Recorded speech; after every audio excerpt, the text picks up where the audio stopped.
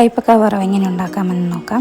ആദ്യം കുറച്ച് കൈപ്പക്ക, 1.5 കൈപ്പക്ക മുറിച്ച് വെച്ചത്, അതിന് ഉപ്പ് തേച്ച് നല്ലോണം അരമണിക്കൂർ റെസ്റ്റ് ചെയ്യാൻ വയ്ക്കുക. ഒരു കടായി എടുക്കുക, അതിലേക്ക് കുറച്ച് എണ്ണ ഒഴിക്കുക, വെളുത്തുള്ളി ചതച്ചതിടുക, നല്ലോണം മൂപ്പിച്ചെടുക്കുക.